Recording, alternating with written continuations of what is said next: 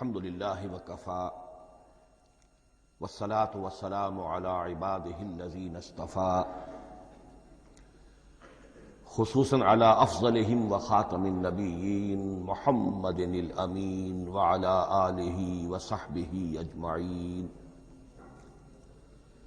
اما بعد فقد قال اللہ تبارک وتعالی کما ورد فی سورة الزخرف اعوذ باللہ من الشیطان الرجیم بسم اللہ الرحمن الرحیم حامیم والکتاب المبین انا جعلناہ قرآنا عربیا لعلکم تعقلون وَإِنَّهُ فِي أُمِّ الْكِتَابِ لَدَيْنَا لَعَلِيٌّ حَكِيمٌ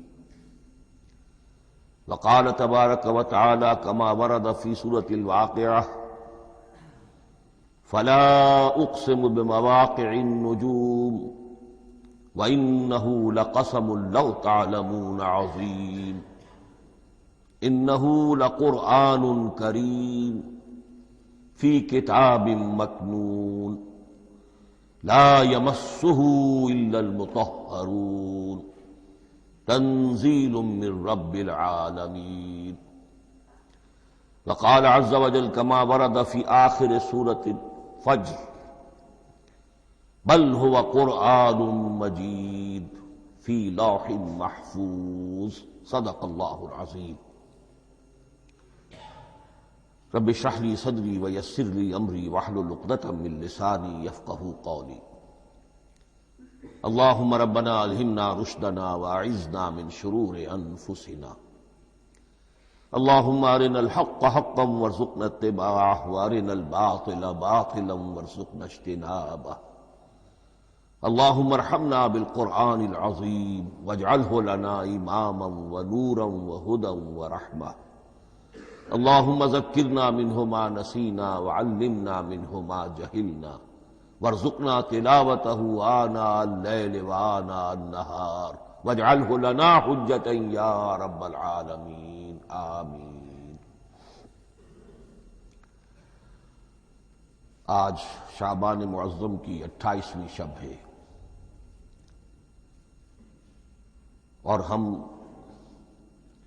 ماہ رمضان مبارک کے دوران نماز تراویح کے ساتھ دورہ ترجمہ قرآن کی تمہید کے طور پر آج اور کل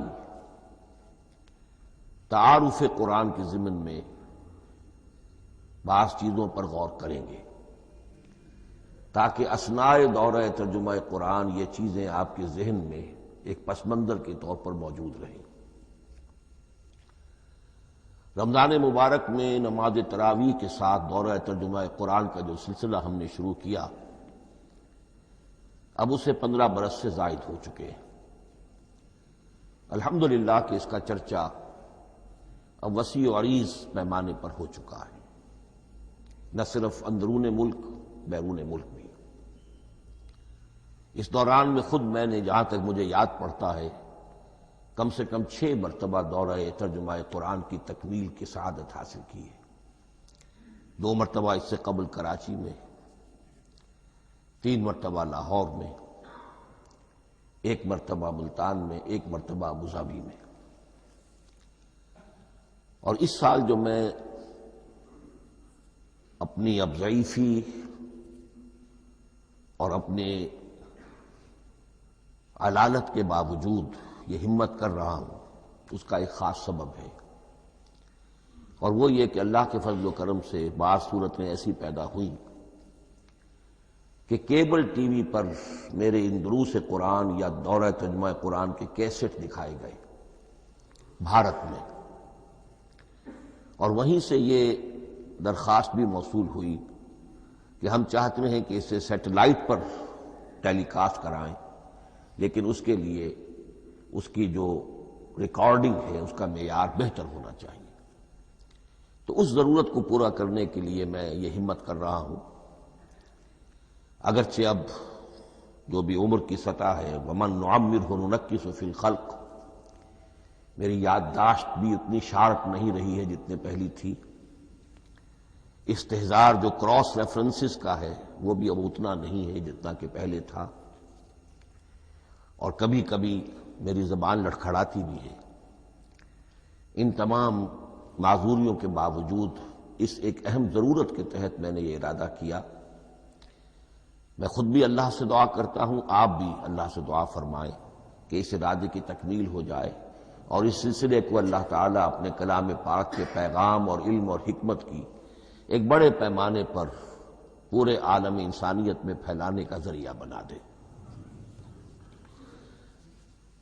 تعارف قرآن کے ضمن میں سب سے پہلی بات جو سمجھنے کی ہے وہ یہ کہ قرآن مجید کے بارے میں ہمارا اجمالی عقیدہ کیا ہے۔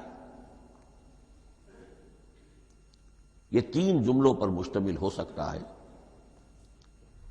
ہمارے نزدیک قرآن اللہ کا کلام ہے جو محمد الرسول اللہ صلی اللہ علیہ وسلم پر نازل ہوا، اور تیسرے یہ کہ یہ مکمل محفوظ شکل میں موجود ہے بنوعاً، اس میں نہ کوئی تحریف ہوئی ہے نہ کوئی تبدیلی ہوئی ہے۔ یہ کم سے کم 3 اجزاء ہیں ہمارے عقیدے کے قرآن مجید کے بارے میں۔ لیکن اب اس کی کچھ علمی توضیحات۔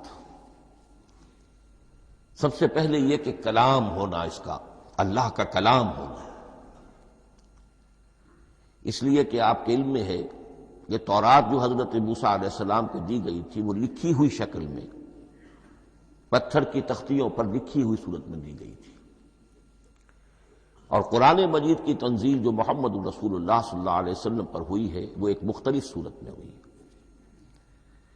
اس کو قرآن مجید خود اللہ کا کلام قرار دیتا ہے۔ چنانچہ سورہ توبہ کی آیت ہے، آیت نمبر 6، وَإِنْ أَحَدٌ مِّنَ الْمُشْرِكِينَ اسْتَجَارَكَ فَأَجِرْهُ حَتَّى يَسْمَعَ كَلَامَ اللَّهِ ثُمَّ أَبْلِغْهُ مَأْمَنَهُ۔ جب ہجرت کے 9ویں سال آخری وارننگ دی گئی تھی مشرکین عرب کو کہ اب صرف تمہیں چند مہینے کی مہلت دی جا رہی ہے، اس دوران میں آخری فیصلہ کر لو اسلام قبول کرنا ہے یا نہیں، اس لیے کہ اس کے بعد مشرکین عرب کے لیے کوئی رعایت نہیں ہوگی، جو لوگ اسلام قبول نہیں کریں گے انہیں تہہ تیغ کر دیا جائے گا۔ فَإِذَا انْسَلَخَ الْأَشْهُرُ الْحُرُمُ فَاقْتُلُوا الْمُشْرِكِينَ حَيْثُ وَجَدتُّمُوهُمْ۔ جب یہ مہلت ختم ہو جائے تو ان مشرکین کا قتل عام کرو۔ اس کی وضاحت پھر جب سورہ توبہ ہم پڑھیں گے تو اس وقت یقیناً ذہن میں کچھ اشکالات آئیں گے، لیکن اس وقت اس ضمن میں تفصیلی بحث کا موقع نہیں۔ اب اس میں ایک استثناء رکھا گیا کہ ایک مشرک ہے، وہ چاہتا ہے کہ اتنا بڑا چیلنج جو ہمیں دے دیا گیا تو ہمیں موقع دیا جائے کہ ہم آئیں، آپ کے پاس بیٹھیں، کچھ دن رہیں، اللہ کا کلام سنیں، آپ کیا بات منوانا چاہتے ہیں، اس کے لیے کیا دلائل ہیں، اس کو اچھی طرح سمجھے، اس کا ہمیں موقع ہونا چاہیے۔ اس کے لیے یہ آیت نازل ہوئی کہ وَإِنْ أَحَدٌ مِّنَ الْمُشْرِكِينَ اسْتَجَارَكَ، اے نبی اگر ان مشرکین میں سے کوئی شخص آپ سے پناہ طلب کرے فَأَجِرْهُ، اسے پناہ دیجئے، حَتَّى يَسْمَعَ كَلَامَ اللَّهِ، یہاں تک کہ وہ اللہ کا کلام سن لے، ثُمَّ أَبْلِغْهُ مَأْمَنًا، پھر یہ بھی نہیں کہ اسی وقت اسے کہا جائے کہ تم مانتے ہو یا نہیں مانتے، نہیں، پھر اسے اس کے امن کے مقام پر پہنچا دو۔ یہ جو آیت ہے اس میں لفظ کلیئر آ گیا کہ قرآن مجید اللہ کا کلام ہے۔ لیکن اب اسی تل کے اوٹ میں پہاڑ والا مسئلہ ہے، ٹپ آف آئس برگ، اس کے نیچے وہ کتنا بڑا تودہ ہوتا ہے۔ کلام جو ہے اللہ تعالیٰ کی صفت ہے، اور یہ بڑا مسئلہ گہرا ہے، اور علم کلام کا ایک بڑا پیچیدہ مسئلہ ہے کہ ذات باری تعالیٰ اور اس کی صفات کے مابین کیا ربط و تعلق ہے۔ آیا صفات ذات کا جز ہیں، جزو لا ینفک ہیں، حصہ ہے، یا کچھ زائد بر ذات، جس کو علامہ اقبال نے ایک جگہ کہا ہے صفات ذات حق، حق سے جدا یا عین ذات۔ یہ ہمارے علم کلام کا ایک بڑا پیچیدہ مسئلہ ہے، لیکن یہ کہ اس میں متکلمین کا جو تقریباً اجماعی فیصلہ ہے وہ دو لفظوں میں آتا لا عین ولا غیر. اللہ کی صفات نہ تو اس کی ذات کا عین ہے نہ اس کی ذات سے غیر ہے. بہت پیچیدہ شکل ہے، اور یہ بھی اس وقت کا میرا موضوع نہیں ہے، میں صرف کسی اور موضوع کے لیے صرف حوالے دے رہا ہوں. بہرحال قرآن مجید کا جو تعلق ہے ذات باری تعالیٰ کے ساتھ، وہ اس مسئلے سے بخوبی واضح ہو جاتا ہے کہ چونکہ یہ اللہ تعالیٰ کی صفت ہے، اور صفت کو ہم یہ نہیں کہہ سکتے کہ وہ ذات باری تعالیٰ سے جدا ہے، یہ بھی نہیں کہہ سکتے کہ اس کی ذات کا جزو لا ینفک ہے. کچھ اسی طرح کا تعلق ہے قرآن مجید کا ذات باری تعالیٰ کے ساتھ. لیکن یہ مسئلہ قرآن مجید میں خود بیان ہوا، اور سورہ حشر کی آیت میں تو یہ فرمایا گیا، اللہ تعالیٰ نے اپنے اس کلام کی عظمت کو یوں بیان کیا، وہ عظمت کما ہیا، جیسے کہ وہ فی الواقع ہے، اور جس کا کہ گویا کہ پورا ادراک ہمارے لیے اپنی بہت سی محدودیتوں کی وجہ سے ممکن نہیں ہے. لیکن ایک تمثیل کے پیرائے میں سمجھایا، لو انزلنا ھذا القرآن علی جبل لرأیتہ خاشعا متصدعا من خشیۃ اللہ وتلک الامثال نضربها للناس لعلهم یتفکرون.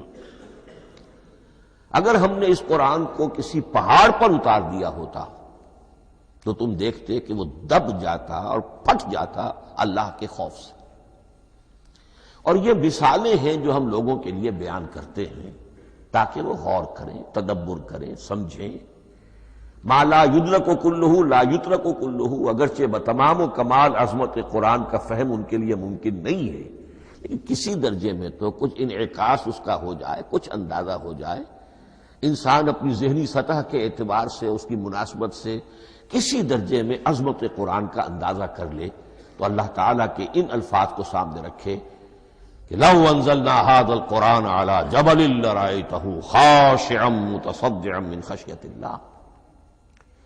اب اس آیت کو سمجھنے کے لیے سورہ اعراف کی آیت نمبر 143 کو سمجھنا ہوگا، اسی اصول کے تحت کہ القرآن یفسر بعضہ بعضا، قرآن کا ایک حصہ دوسرے حصے کی تشریح کرتا ہے.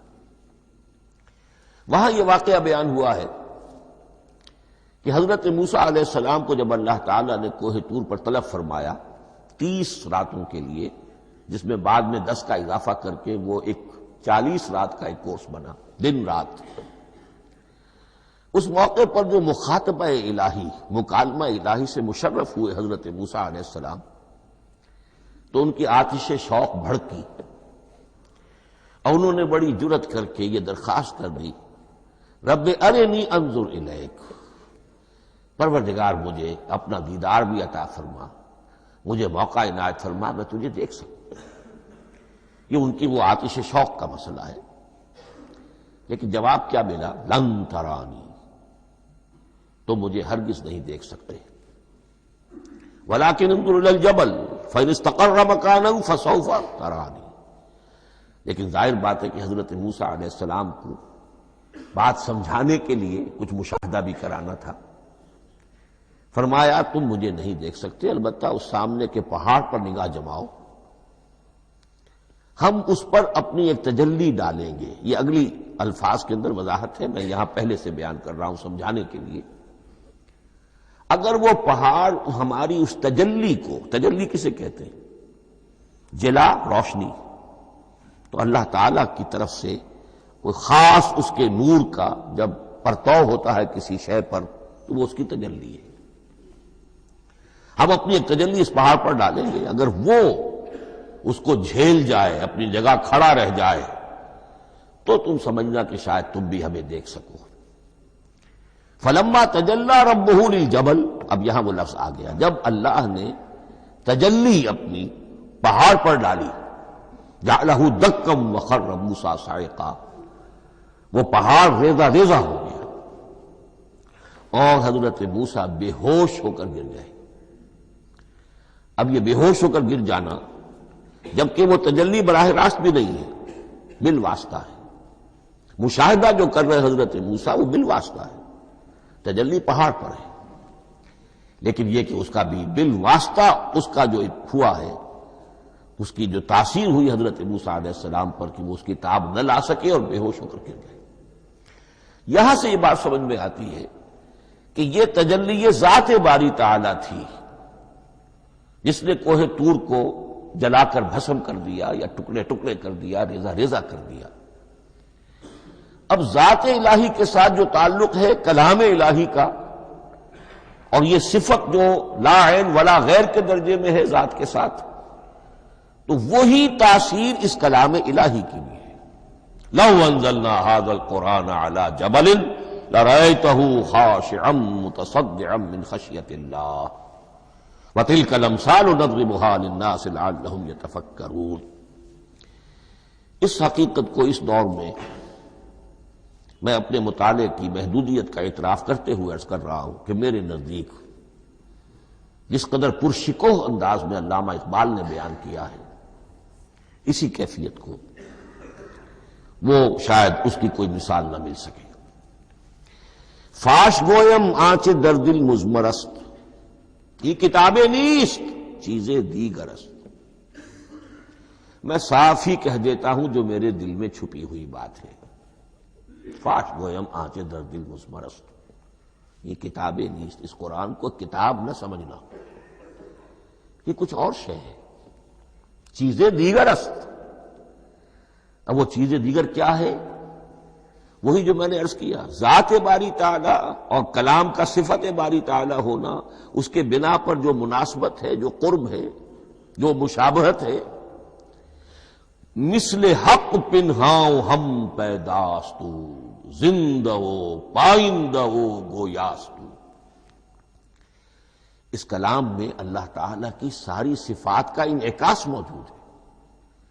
یہ بات ویسے بھی سمجھ میں آتی ہے، کوئی شخص ذرا گفتگو کرے، چند جملے جب وہ ادا کرے گا اپنی زبان سے، تو معلوم ہو جائے گا کہ اس کے فہم کا، اس کی دانش کا، اس کے مطالعے کا حدود اربع کیا ہے اور اس کے ذہن کی سطح کیا، سمجھ میں آ جائے گی بات۔ اس لیے کہ کلام جو ہے وہ متکلم کی پوری شخصیت کی عکاسی کر رہا ہوتا ہے۔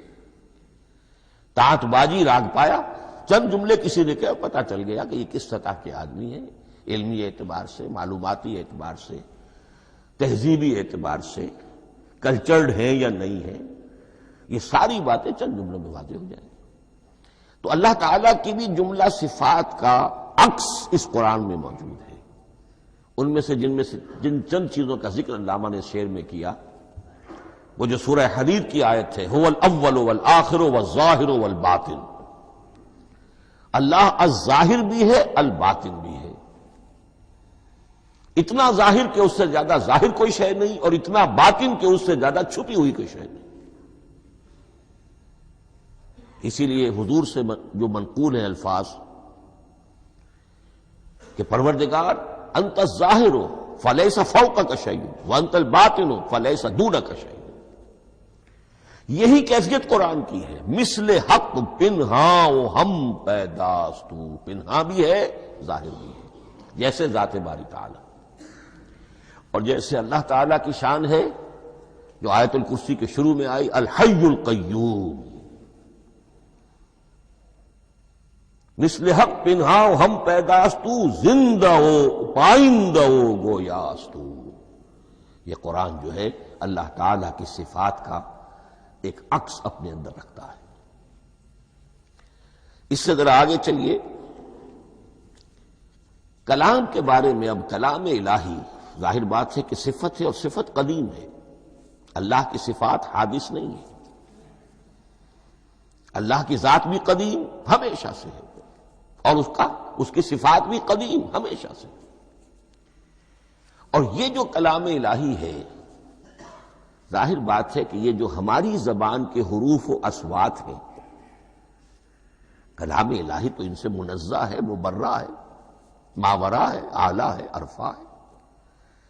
ہماری زبانوں کے حروف و اصوات، الفابیٹس جگہ جگہ تبدیل ہو جائیں گے، انگریزی کے کچھ اور ہیں، اردو کے کچھ اور ہیں، عربی کے کچھ اور ہیں۔ کلام الہی ان تمام سے آگاہ، عرفہ، منزہ اور مبرہ ہے۔ یہ کلام الہی جب بھی نازل ہوا ہے، ظاہر بات ہے حضرت موسیٰ پر اگر کتاب اتاری گئی وہ بھی علم الہی سے آئی، لیکن وہ عبرانی زبان میں آئی۔ حضرت عیسیٰ علیہ السلام پر انجیل اتاری گئی، ہم یقین سے نہیں کہہ سکتے، دو میں سے کسی ایک زبان میں اتاری گئی ہوگی، یا عبرانی ہوگی، اس لیے کہ شام کے جس علاقے میں، فلسطین کے جس علاقے میں ان کی پیدائش ہوئی اور جہاں وہ دعوت و تبلیغ کے لیے گھومتے رہے، اس کے عوام کی زبان تھی آرامی اور خواص کی زبان تھی عبرانی، ہیبریو۔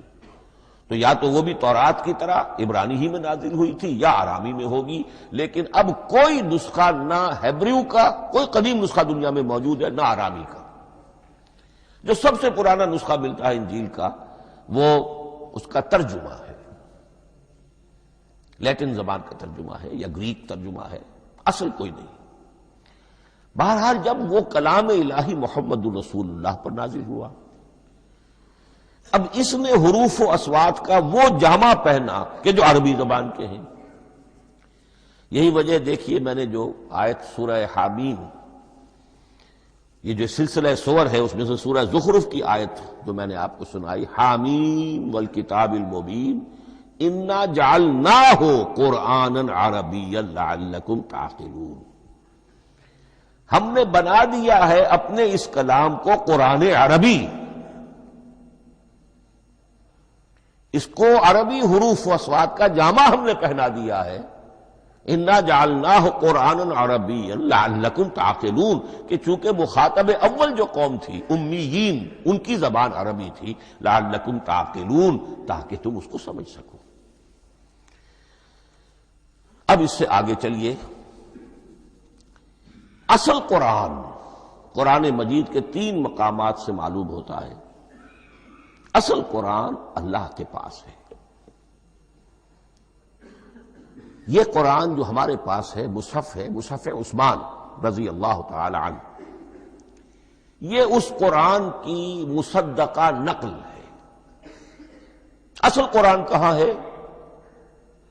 ایک جگہ فرمایا بل ہوا قرآن مجید فی لوح محفوظ، لوح محفوظ میں ہے، اصل قرآن وہاں ہے۔ اسی طریقے سے اسی سورہ زخرف کی اگلی آیت کیا ہے؟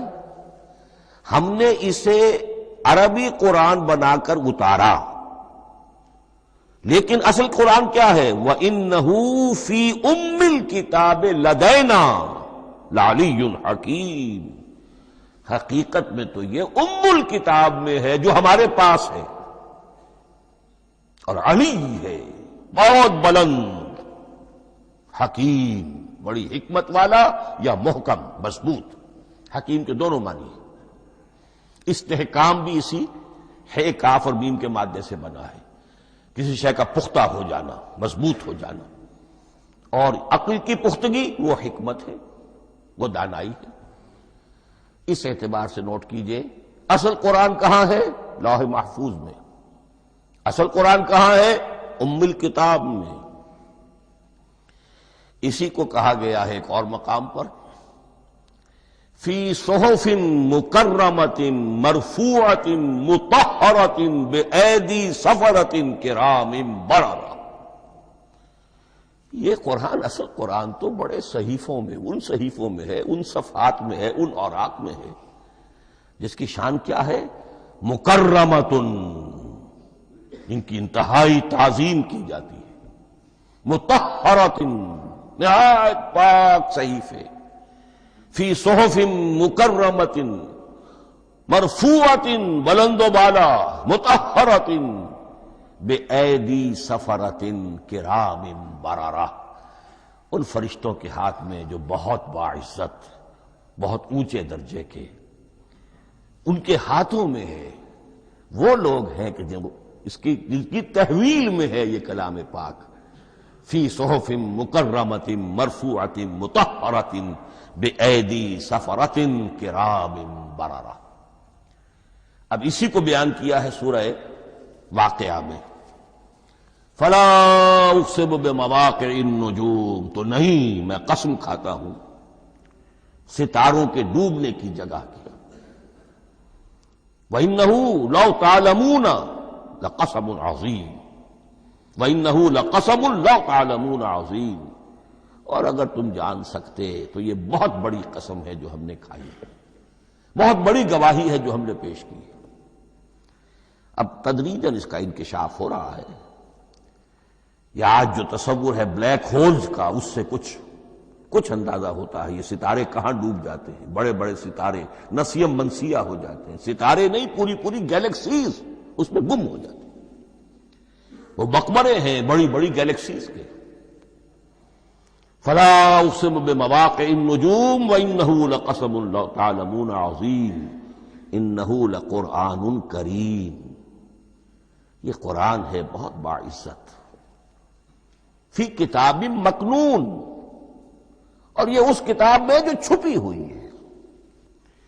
یہ لؤلؤ مکنون کا لفظ آتا ہے قرآن مجید میں، جیسے موتی ہوتے ہیں انہیں چھپا کر رکھا جاتا ہے ڈبیوں میں، مخملی ڈبیوں کے اندر موتیوں کو، اسی طریقے سے فی کتاب مکنون لا یمسہ الا المطہرون، وہ صحیفے بھی بہت مطہرہ تھے اور ان کو چھو نہیں سکتے مگر وہی جو انتہائی پاک ہیں، ملائکہ مقربین، جن کے قریب سے بھی ہو کر معصیت یا گناہ کا کوئی تصور تک نہیں گزر سکتا، وہ ہیں جو اس کو چھوتے ہیں، ان کے ہاتھوں میں ہے، ان کی تحویل میں ہے۔ یہ ہے وہ چیزیں کہ جس سے اندازہ ہوا کہ اصل قرآن کہاں ہے۔ یہ جو ہمارے پاس ہے در حقیقت یہ نقل مطابق اصل ہے، مصدقہ نقل ہے۔ اب اس میں آپ سے عرض کر دوں کہ ایک بہت خوبصورت بات ہمیں جو ملتی ہے، تورات میں جو استثناء، جو صفر استثناء ہے ڈیٹرانومی، اس کے 18ویں باب میں 18ویں اور 19ویں آیات جو ہیں اس میں ذکر موجود ہے، میں ان کے لیے انہی کے بھائیوں میں سے تیری مانند ایک نبی برپا کروں گا۔ اللہ تعالیٰ کلام فرما رہے ہیں یہاں حضرت موسیٰ علیہ السلام سے، آج بھی موجود ہے اولڈ ٹیسٹمنٹ ڈیٹرانومی یا کتاب استثناء، صفر استثناء، اس کا 18واں باب، اس کی 18ویں اور 19ویں آیات جب چاہیں جا کر دیکھیں۔ میں ان کے لیے ان کے بھائیوں ہی میں سے تیری مانند ایک رسول اٹھاؤں گا، میں ان کے لیے انہی کے بھائیوں میں سے تیری مانند ایک نبی برپا کروں گا اور اپنا کلام اس کے منہ میں ڈالوں گا، اور جو کچھ میں اس سے کہوں گا وہی وہ ان سے کہے گا۔ یہ ہے جو پیشین گوئی ہے محمد الرسول اللہ صلی اللہ علیہ وسلم کی، اور یہاں وہ فرق واضح کر دیا گیا، اے موسیٰ تم سے تو یا تو ہم نے کلام کیا ہے یا تمہیں جو کتاب دی ہے وہ لکھی ہوئی دی ہے، لیکن جو نبی تیری ہی مانند میں برپا کروں گا۔ اب اس میں بھی نوٹ کرنے کی بات ہے کہ حضرت موسیٰ کے مشابہ نبی اکرم صلی اللہ علیہ وسلم کے سوا کوئی نبی نہیں، صاحب کتاب وہ بھی تھے، صاحب کتاب محمد بھی ہے، صاحب امت وہ بھی تھے، اور صاحب امت محمد رسول اللہ، تیری مانند صاحب شریعت۔ حضرت عیسیٰ صاحب شریعت نہیں تھے، شریعت موسوی ہی کو نافذ کرنے کے لیے آئے تھے، ان کی حیثیت دین موسوی کے مجدد کی تھی، ویسے نبی تھے، اللہ کے فضل و کرم سے نبی تھے، اس میں کوئی شک نہیں، رسول تھے، لیکن یہ کہ ان کے کام کی نوعیت کیا تھی، اس لیے کہ کوئی نئی شریعت لے کر نہیں آئے۔ اب بھی انجیل میں الفاظ موجود ہیں، don't think I have come to destroy law, جو موزائک لا جسے یہ کہتے ہیں، شریعت موسوی، وہ تم پر نافذ رہے گی، تم اس کی پابندی کرو گے، چونکہ صاحب شریعت رسول یا موسیٰ یا محمد صلی اللہ علیہ وسلم علیہ الصلوۃ والسلام۔ تو میں ان کے بھائیوں میں سے، اب بھائی کون ہوں گے؟ ظاہر بات ہے بنی اسرائیل، ان کے کزنز کون ہیں؟ بنی اسماعیل، بنی اسرائیلی تو جو بھی نبی ہے وہ انہی میں سے ہے، ان کے بھائیوں میں سے، تو بھائی تو ہوگا، ان کا کزن ہوگا، اب وہ کون ہے؟ بنی اسماعیل۔ آپ نے ابھی سنا ہوگا جب پیس ٹریٹی ہوئی تھی اور کلنٹن صاحب آئے تھے، اور وہاں جب شاہ حسین جو ہیں اردن کے وہ بھی آئے اور بغل گیر ہوئے تھے، اسرائیل کے وزیر اعظم تھے، تو اس وقت یہ لفظ استعمال کیا تھا صدر کلنٹن نے کہ آپ لوگ تو آپس میں کزنز ہیں، لفظ کزن استعمال کیا تھا۔ تو ان کے بھائیوں میں سے گویا کہ غیر اسرائیلی جو ان کے قریب ترین قرابت دار ہوں گے وہ بنو اسماعیل ہیں. تیرے مانند صاحب شریعت نبی میں برپا کروں گا، لیکن اس پر جو میرا کلام اترے گا وہ کس شکل میں اترے گا؟ میں اپنا کلام اس کے منہ میں ڈالوں گا اور پھر وہ جو کچھ کہے گا وہ وہی کہے گا جو میں نے کہا ہے.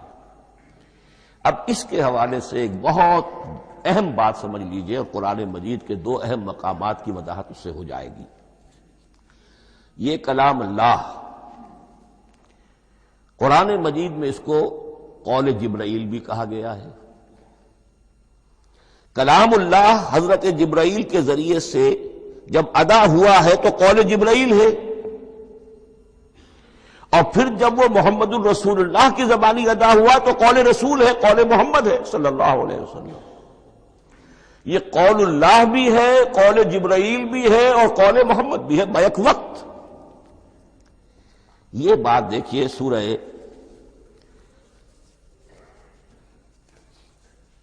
اذا السماء انفجرت، اس میں یہ سورت جو الفاظ آئے ہیں انہ لقول رسول کریم، سورۃ تکویر اذا الشمس کورت، انہ لقول رسول کریم ذی قوت عند ذی العرش مکین مطاع ثم امین وما صاحبکم بمجنون.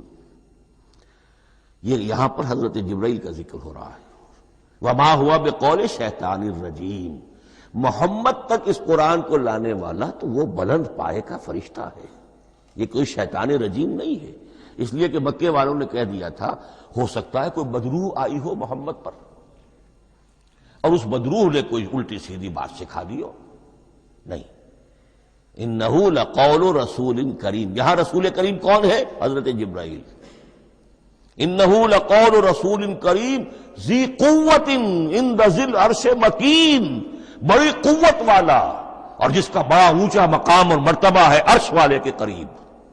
ذی قوت عند ذی العرش مکین مطاع ثم امین، وہ فرشتوں کے مطاع ہیں، فرشتے ان کی اطاعت کرتے ہیں، فرشتوں کے سردار ہیں، اور پھر ساتھ ہی پورے امین ہیں. جبرائیل امین یہ ہم لفظ استعمال کرتے ہیں. اور اس کے بعد آگے جا کے فرمایا وما ہوا بقول شیطان الرجیم، یہ کسی شیطان رجیم کا قول نہیں ہے. اب یہاں اس سورہ تکویر میں قرآن کو قول جبرائیل قرار دیا گیا. لیکن سورۃ الحاقہ میں چلیے، اس کے آخر میں آتا ہے انہ لقول رسول کریم وما ہوا بقول شاعر قلیلا ما تؤمنون ولا بقول کاہن قلیلا ما تذکرون تنزیل من رب العالمین. یہاں اب رسول کریم سے مراد محمد الرسول اللہ صلی اللہ علیہ وسلم. یہ کسی شاعر کا قول نہیں ہے، کسی کاہن کا قول نہیں ہے، یعنی جس کے زبانی یہ قرآن لوگوں کے سامنے آ رہا ہے. جبرائیل کا قول ہو کر تو محمد پر نازل ہوا صلی اللہ علیہ وسلم، لیکن اب لوگوں کے سامنے وہ قول محمد بن کر آ رہا. انہ لقول رسول کریم وما ہوا بقول شاعر قلیلا ما تؤمنون ولا بقول کاہن قلیلا ما تذکرون تنزیل من رب العالمین.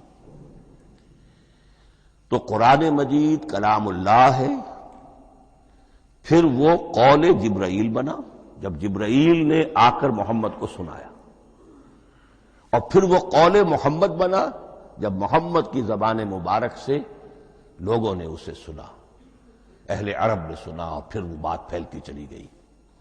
اب آخری بحث اس موضوع پر جو ہے وہ یہ ہے، کلام الہی کی 3 صورتیں ہیں جو قرآن مجید میں سورہ شورى کی آیت نمبر 51 میں بیان ہوئی ہے.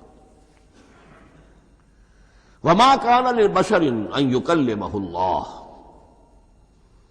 کسی بشر، کسی انسان کی یہ حیثیت نہیں ہے، مقام نہیں ہے کہ اللہ اس سے کلام کرے. یہ نہیں کہا کہ اللہ کے لیے ممکن نہیں ہے، نہیں، اللہ کے لیے تو ہر شے ممکن ہے، لیکن کسی بشر کا یہ مقام نہیں ہے کہ اللہ اس سے کلام کرے. مخلوق ہے، بشر ہے. ما کان لبشر ان یکلمہ اللہ الا اب 3 شکلیں آئیں، الا وحیا او من وراء حجاب او یرسل رسولا فیوحی باذنہ ما یشاء انہ علی حکیم. 3 صورتیں ہیں کلام الہی کی. یا تو براہ راست اللہ وحی کرتا ہے بغیر کسی فرشتے کی درمیان میں ذریعہ بنائے ہوئے، اسی کا نام الہام ہے، اسی کا نام تحدیث ہے۔ یہ غیر نبی کے ساتھ بھی ہوتا ہے۔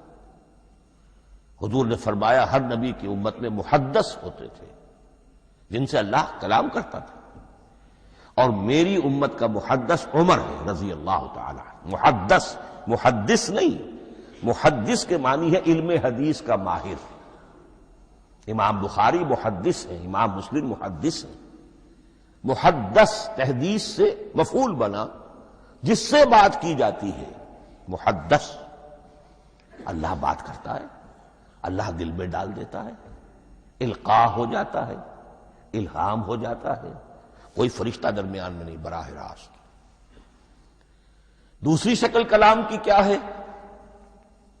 او من ورائے حجاب، یہ ہمارے علم کی حد تک صرف حضرت موسیٰ علیہ السلام کی شان ہے، استثنائی شان ہے۔ وَكَلَّمَ اللَّهُ مُوسَىٰ تَكْلِيمًا، اور موسیٰ کے ساتھ تو اللہ نے کلام فرمایا جیسے کہ کلام کیا جاتا ہے۔ فرق کیا تھا؟ من ورائے حجاب، پردہ تھا، دیکھ نہیں سکتے تھے۔ تبھی تو ان کی وہ آتش شوق بھڑکی تھی۔ کیا قیامت ہے کہ چلمن سے لگے بیٹھے ہیں، صاف چھپتے بھی نہیں، سامنے آتے بھی نہیں، کلام بھی فرما رہے ہیں، لیکن یہ کہ بات مجھے دیدار عطا کرنے کے لیے تیار نہیں، رب ارنی انظر الیک۔ لیکن یہ جو کلام ہے ہمارے علم کی حد تک براہ راست اس دنیا میں حضور سے ہوا ہے معراج کی شب، لیکن وہ 7ویں آسمان پر ہوا۔ اس دنیا میں ہمارے علم کی حد تک یہ کلام براہ راست من ورائے حجاب صرف حضرت موسیٰ علیہ السلام کی استثنائی شان ہے۔ اور تیسرا ہے او یرسل رسولا فیوحی باذنہ ما یشاء، یا تیسری صورت یہ کہ اللہ کسی پیغامبر کو بھیجتا ہے جو وحی کرتا ہے جو اللہ چاہتا ہے۔ یہ تیسری شکل ہے وحی کی۔ قرآن مجید اس تیسری شکل میں نازل ہوا ہے محمد الرسول اللہ صلی اللہ علیہ وسلم پر۔ حضور کو جو الہام ہو جاتے تھے، جو حضور کو القاء ہو جاتا تھا، جو آپ کے دل میں براہ راست اللہ کی طرف سے وحی آتی تھی، وہ قرآن میں شامل نہیں ہے۔ اگرچہ حضور کے خواب بھی سچے تھے، وہ بھی اللہ کی طرف سے ہوتے تھے، شیطان کی آمیزش نہیں ہو سکتی تھی، لیکن یہ بھی قرآن میں شامل نہیں ہے۔ قرآن میں شامل ہے تیسری قسم کی وحی، او یرسل رسولا، پھر ہم بھیجتے ہیں ایک پیغامبر کو فرشتوں میں سے۔ اللہ یستفی من الملائکۃ رسلا ومن الناس، اللہ چن لیتا ہے فرشتوں میں سے بھی اپنا پیغامبر اور انسانوں میں سے بھی۔ تو فرشتے کے ذریعے سے ایک فرشتہ جو اللہ سے لیتا ہے اور انسان، رسول انسان تک پہنچا دیتا ہے۔ اب وہ رسول انسان، رسول بشر جو ہے وہ اپنے ہم نوع، ہم جنس لوگوں کو پہنچاتا ہے۔ تو اللہ یستفی من الملائکۃ رسلا ومن الناس، یہاں وہی بات فرمائی او یرسل رسولا فیوحی باذنہ ما یشاء، پھر وہ وحی کرتا ہے اللہ کے حکم سے جو اللہ چاہتا ہے۔ یہ کلام الہی کی یہ تیسری شکل ہے جو محمد الرسول اللہ صلی اللہ علیہ وسلم پر نازل ہوا، اور وہ ہے قرآن حکیم۔ اب ایک اور بحث جو علمی ہے وہ یہ ہے کہ حضور پر جو اس کا نزول ہوا اس کی کیفیات کیا تھی۔ دو الفاظ استعمال ہوتے ہیں، انزال بھی اور تنزیل بھی۔ ان دونوں میں فرق کیا ہے اس کو نوٹ کر لینا چاہیے۔ لغوی اعتبار سے جان لینا چاہیے، نزل ینزل کسی کا خود اترنا، نازل ہونا، اترنا۔ انزل ینزل دفعتن اتار دینا، کسی اور نے کسی شے کو دفعتن نیچے اتار دیا۔ یہی مفہوم نزلہ کے ساتھ بے لگ جائے تو آ جاتا ہے، با کے ساتھ نزلہ بہی، یہ اتارنے کے مفہوم میں آئے گا۔ لفظی ترجمہ یہ بھی کر سکتے وہ اترا اس شے کے ساتھ۔ نزلہ بہ الروح الامین، اس کو لے کر نازل ہوا خود روح الامین فرشتہ علی قلب کا، اے محمد صلی اللہ علیہ وسلم آپ کے قلب مبارک پر۔ تو نزلہ بے اور انزال اس کے معنی ایک ہی ہے۔ لیکن اگلا لفظ ہے تنزیل، نزل ینزل تنزیلا، اس کے معنی ہے رفتہ رفتہ، تدریجاً، نجمن نجمن، تھوڑا تھوڑا کر کے، وقفے وقفے سے اتارنا۔ جیسے عربی میں اعلام کہیں گے، کسی کو کچھ بتا دینا، باخبر کر دینا، مطلع کر دینا، بھائی مطلع کر دیا میں نے، اب تم جانو تمہارا کام، یہ اعلام کہلائے گا۔ تعلیم کسے کہتے ہیں؟ سکھانا، درجہ بدرجہ، دیکھنا اس کی استعداد کیا ہے، آج یہ کیا بات سمجھ سکتا ہے، میں اتنے ہی درجے تک سمجھاؤں، اب کل میں اسے مزید سمجھاؤں گا، پرسوں مزید سمجھاؤں گا، یہ درجہ بدرجہ کسی شے کو سمجھانا، یہ تعلیم ہے۔ تو انزل ینزل انزالا، یہ ہے اتار دینا دفعتاً، اور نزل ینزل تنزیلا، یہ ہے تدریجاً اتارنا۔ اب قرآن مجید کے لیے یہ دونوں الفاظ مستعمل ہیں، لیلۃ القدر اور لیلۃ المبارکہ۔ اب یہ دو بھی نوٹ کر لیجئے، قرآن مجید میں چونکہ اہم مضامین کم سے کم دو جگہ پر ضرور آتے ہیں۔ انا انزلناہ فی لیلۃ القدر، یہاں انزلنا ہے، نزلنا نہیں ہے، انزلنا ہے، ہم نے اتارا اس کو لیلۃ القدر میں۔ اور باقی صورت تو آپ کو یاد ہوگی، وما ادراک ما لیلۃ القدر، لیلۃ القدر خیر من الف شہر، تنزل الملائکۃ والروح فیہا باذن ربہم من کل امر، سلام ہی حتی مطلع الفجر۔ لیکن یہ اہم مضمون قرآن مجید میں دوسری جگہ بھی ہے، سورہ دخان کے شروع میں فرمایا حامیم والکتاب المبین انا انزلناہ فی لیلۃ مبارکۃ انا کنا منذرین فیہا یفرق کل امر حکیم امرا من عندنا انا کنا مرسلین رحمتا من ربک انہ هو السمیع العلیم۔ یہ لیلۃ المبارکہ ہے، ایک ہی ہے، لیلۃ القدر اور لیلۃ المبارکہ، ان دونوں کے لیے وہی انزلنا کا لفظ آیا۔ لیکن یہ کہ سابقہ کتابوں کے اعتبار سے قرآن مجید کا فرق واضح کیا گیا ہے، مثلا سورہ نساء کی آیت نمبر 136 بہت نمایاں ہے، بہت نمایاں ہے۔ وہاں فرمایا گیا یا ایھا الذین آمنوا آمنوا باللہ ورسولہ والکتاب الذی نزل علی رسولہ والکتاب الذی انزل من قبل۔ اے ایمان کے دعوے دارو، حقیقتاً ایمان لاؤ، ایسے ایمان لاؤ جیسے ایمان لانے کا حق ہے، اللہ پر بھی اور اس کے رسول پر بھی، اور اس کتاب پر بھی جو اللہ نے اپنے رسول پر نازل فرمائی، اور اس کتاب پر بھی جو اللہ نے پہلے نازل فرمائی۔ لیکن نازل کے لیے یہاں آیا حضور کے لیے والکتاب الذی نزل علی رسولہ، تنزیل کی شکل میں، اور تورات کے لیے والکتاب الذی انزل من قبل، وہ تو دفعۃ واحداً لکھی ہوئی تختیوں کی شکل میں حضرت موسیٰ علیہ السلام کو دے دی گئی تھی۔ تو یا ایھا الذین آمنوا آمنوا باللہ ورسولہ والکتاب الذی نزل علی رسولہ والکتاب الذی انزل من قبل۔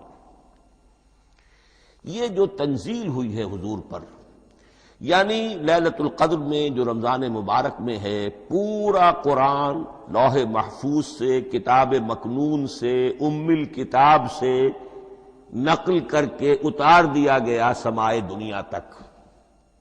پہلا آسمان جسے ہم کہتے ہیں سمائے دنیا، وہ آسمان جو قریب ترین ہے دنیا کے، وہاں سے اب یہ درجہ بدرجہ، تھوڑا تھوڑا، چند آیتیں، چند سورتیں، پھر آیتیں، پھر سورتیں، یہ نازل ہوا محمد الرسول اللہ صلی اللہ علیہ وسلم پر۔ گویا کہ پہلا مرحلہ انزال کا ہے، پورا قرآن لوح محفوظ یا کتاب مکنون یا ام الکتاب سے نقل کر کے اتار دیا گیا سمائے دنیا تک۔ یہ ہے انزل ینزل انزالا، انا انزلناہ فی لیلۃ القدر انا انزلناہ فی لیلۃ مبارکہ۔ لیکن محمد الرسول اللہ پر یہ نازل ہوا اب تھوڑا تھوڑا، نجمن نجمن، درجہ بدرجہ، تدریجن، یہ ہے تنزیل۔ اس تنزیل کی حکمت قرآن مجید میں بیان ہوئی ہے، اور اس اعتبار سے کہ اہل عرب نے، اہل مکہ نے اعتراض کیا تھا کہ یہ پورا قرآن کیوں نہیں محمد ایک ہی مرتبہ پیش کر دیتے صلی اللہ علیہ وسلم۔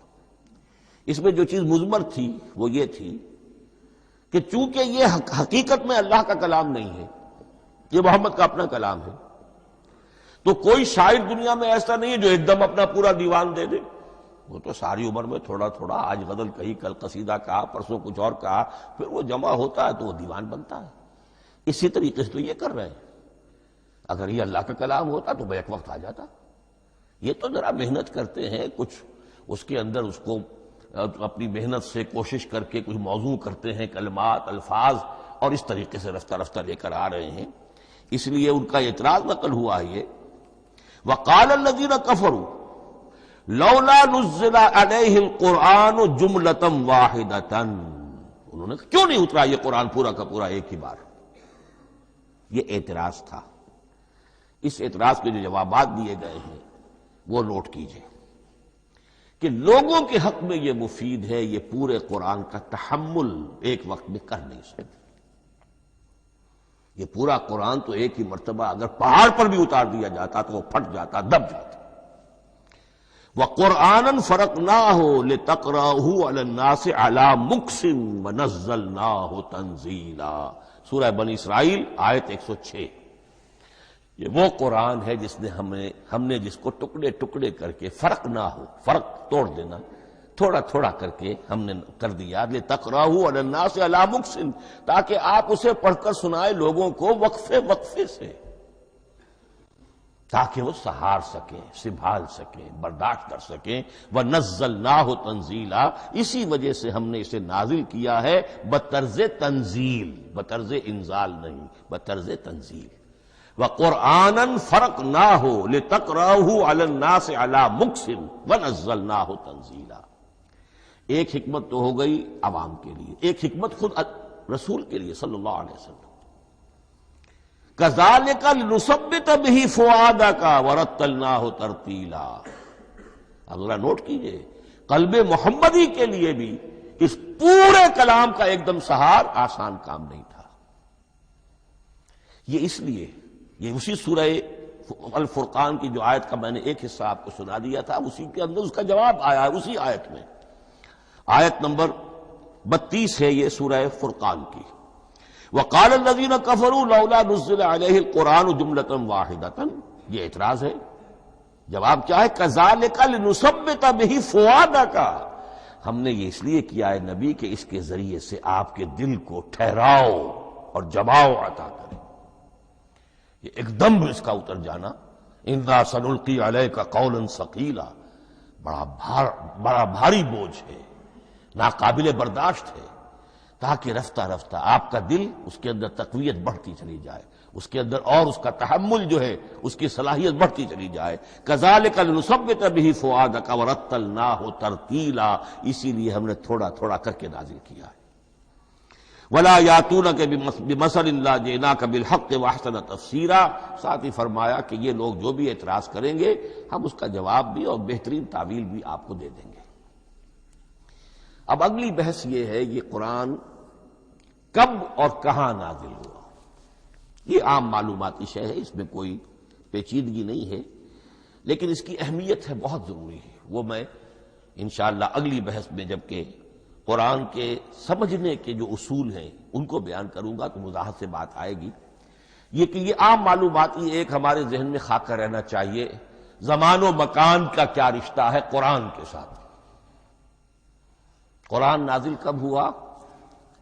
ہمارا چونکہ عام طور پر جو معمول ہے، ہم تو جو کرسچن ایرا ہے اس کے حوالے سے ہمارے ذہن کے اندر سارا حساب کتاب ہے، تو سن 610 عیسوی سے لے کر 632 عیسوی تک شمسی حساب سے 22 سالوں میں قرآن نازل ہوا ہے۔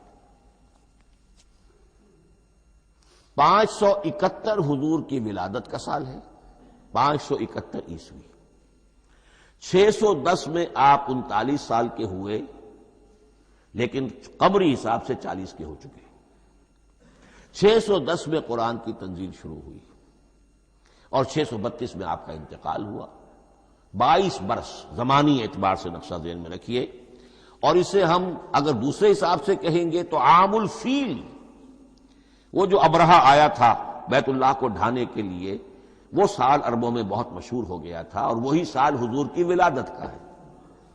تو عام الفیل ہی میں حضور کی ولادت ہوئی، لہذا 40 عام الفیل میں قرآن مجید کا نزول شروع ہوا، اور 11 ہجری تک یہ 23 برس بنتے ہیں قمری حساب سے۔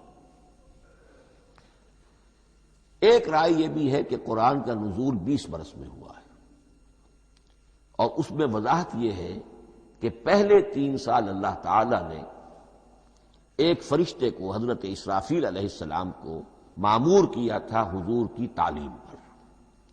دنیاوی اعتبار سے حضور نے کوئی تعلیم حاصل نہیں کی، آپ امی تھے،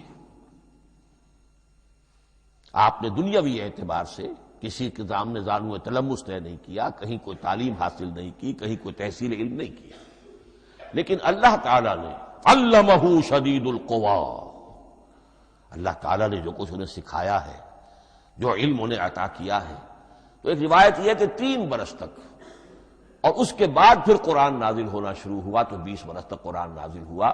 لیکن وہ لوگ بھی مانتے ہیں کہ سورہ علق کی آیتیں نازل ہو چکی تھی، پھر 3 برس کا وقفہ ہے۔ سورہ علق کی آیتیں کیا ہے؟ جو پہلی وحی ہے، اقرا بسم ربک الذی خلق خلق الانسان من علق اقرا وربک الاکرم الذی علم بالقلم علم الانسان ما لم یعلم، گویا کہ بسم اللہ ہو رہی ہے محمد الرسول اللہ صلی اللہ علیہ وسلم کی تعلیم کی۔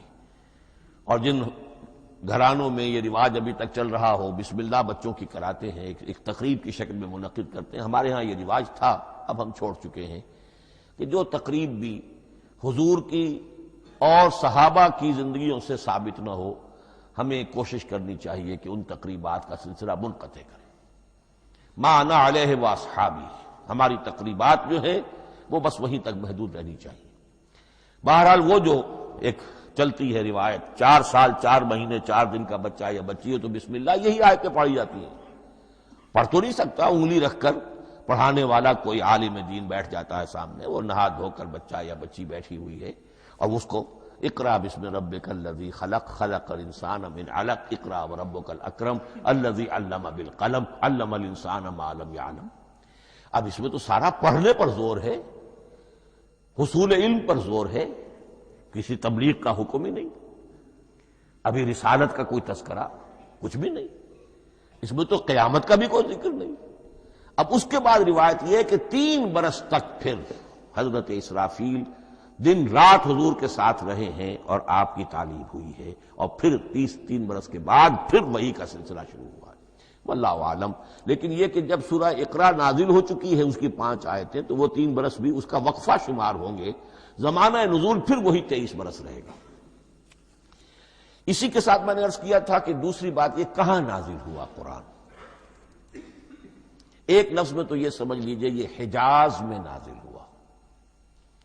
حجاز جزیرہ نمائے عرب کا ایک خاص حصہ ہے، پہاڑی سلسلہ، یوں سمجھ لیجئے، اس کو ذہن میں رکھیے، جزیرہ نمائے عرب جو ہے وہ شمال سے جنوب کی طرف چوڑا ہوتا جاتا ہے، شمال میں شام اور عراق کی طرف جاتا ہے تو وہ تنگ ہے، پھر نیچے چوڑا ہو رہا ہے۔